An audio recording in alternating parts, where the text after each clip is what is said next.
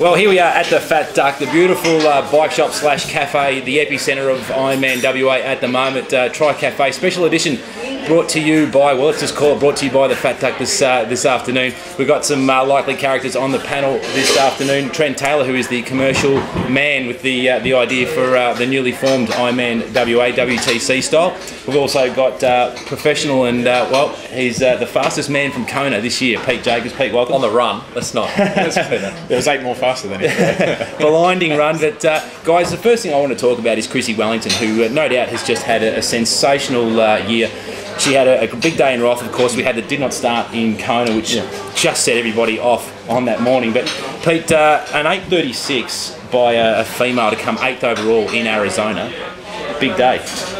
Yeah, very big day. I mean, I love her. She's just an amazing athlete, and yeah, she can go faster than that. Obviously, she peaked for Kona, and then to try and recover from that illness and then go again would have taken a bit off that peak. But yeah, I mean, it's just she's an amazing athlete, and yeah, big fan. Do you worry about getting chicked?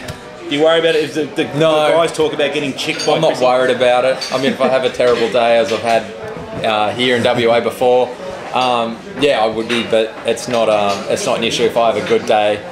And if I had a good day and got chicked, that would be, you know, that'd be time to retire. You know? I'm happy when I get chicked. It gives me someone to talk to. So it happens all the time. But Trent, the commercial value of a Chrissy Wellington is enormous, isn't it? I mean, Absolutely. she certainly is such a great product. She is. I mean, her withdrawal at Kona obviously took a little bit away from the day itself, and it created a story of its own. And I think people are a little bit preoccupied with her withdrawal at the beginning of the day. And you know, Marinda had a cracking race and an extraordinary run on the day, but to see them go toe to toe at Kona would have been astronomical. And then you know, to have her come out in Arizona and do an 8:36, you know, extraordinary time, and it just validates what an extraordinary athlete she is. And you know, she really is the marquee athlete in the female category for Ironman. And to have her back racing so quickly after Kona was a fantastic result.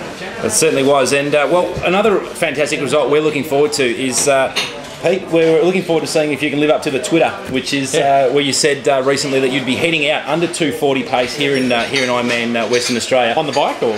But Pete, I got to tell you, my last Ironman, I ran out under 2:20 pace. Yeah. I came back 6 hours later, but geez, I shot out of transition. I looked $1 million.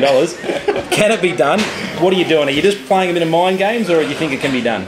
No, I'm just putting out there my thoughts and beliefs to make it a bit interesting, and you know, hopefully I can back that up on race day. But I mean, I went out in about 1:17 something for the first half at Kona, and obviously my bike wasn't too good there, and the penalty put me back. But here, hopefully I can just relax on the bike with the other guys here, and then set out at a pace that I can maintain on the run. And yeah, I'd love to be able to go under 2:40 and get that number. That is a goal, so why not tell everyone my goals? I'm not afraid of that. We saw Macca doing it, didn't we, earlier in the year in Auburn, when he said, this is how I'm going to win Ironman Hawaii, and he went out and did it. And this is maybe just Pete just throwing it out there. This is what's going on, guys. Yeah, look, I think you can do it on this course too. We've got a new run course here at Ironman Western Australia. It's 4 laps, a lot of precinct-based activity. There's a big run chute down past the finish chute where you're going to get a chance to really absorb the energy of the crowd a little bit more, and might give these guys a lift each of the 4 laps. So, you know, I think a low 240, high 230 is achievable here if the wind settles down, which it hasn't so far the last few days. But you know, I wouldn't be surprised if Pete ran under 240. Hey, looking forward to that. Coming up after the break, we're going to be talking about our man Lance Armstrong and his New Zealand adventure. How long was that, Slick? Welcome back to Ironman WA's version of Tri Cafe. We're here at the Fat Duck, the beautiful Fat Duck down here in downtown Bustleton. Got Trent Taylor from the WTC, got local pro, fastest man on 2 feet, Pete Jacobs, and we're talking all things triathlon. But one thing I wanted to raise with you guys was the comeback of Lance Armstrong, and really the cycling comeback might have been a little bit of a bust. I mean, it raised awareness for sure globally of cancer, but might have been a little bit of a bust in terms of his results at the Tour de France, because he was hoping for that elusive number 8. His comeback is Juan Pelota, which is his Twitter alias that he's been using, and you've been following Juan's work? I did. I haven't followed Lance before, but now I've started following Juan Pelota. I'm very interested in what he's doing on the triathlon scene. He's swimming a lot, and no doubt he would be able to swim with that lead pack in Hawaii if he gets there one year. And his bike leg would blow everyone away, obviously. But I mean, as you saw, Chris Lieto is an amazing triathlete, but he still got done by 10 other guys, even though he had 15 minutes or something off the bike over a lot of them. It's interesting that you use the word triathlete, and the fact that Lance is known obviously as a biker, but he did have a pedigree. Yep. However, it's he's still going to make sure that he's got that run sorted out. Or what was he? He was US amateur champion under 15 or something. That was his sort of claim to fame in terms of triathlon. But look, if he comes to the sport, it's enormous from a commercial perspective.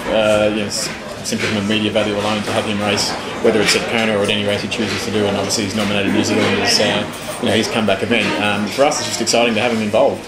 I must admit, I haven't been following his Twitter because I'm just engrossed in Pete's Twitter. And, I don't have time for wine.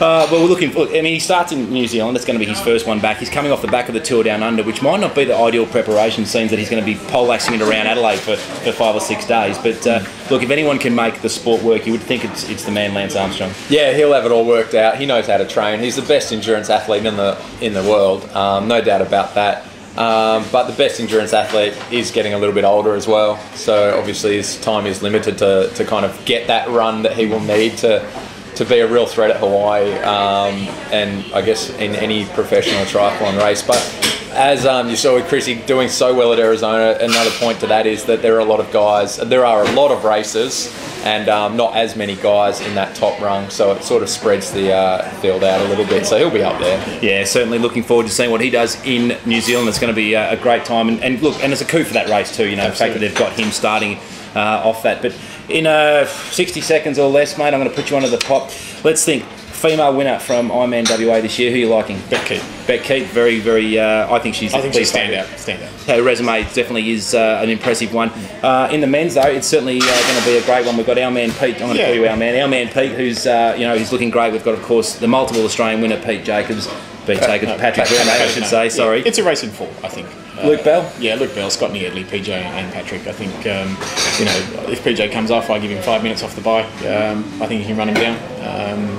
But Patrick, defending champion, won here before. You can't discount him. So I think out of those four, nominate PJ and Patrick as my two to watch. But I think Luke and Scott, if they have the day that they want, they can win as well. Yeah, look, it's going to be a great race, and make sure you check into firstoffthebike.com post this event, and we'll be giving you all the lowdown and inside word on triathlon. That's all we have time for here at the beautiful Fat Duck. I want to thank the crew in the Fat Duck for letting us take up their corner, and we'll be checking in after this race. Pete, good luck. Thanks very much.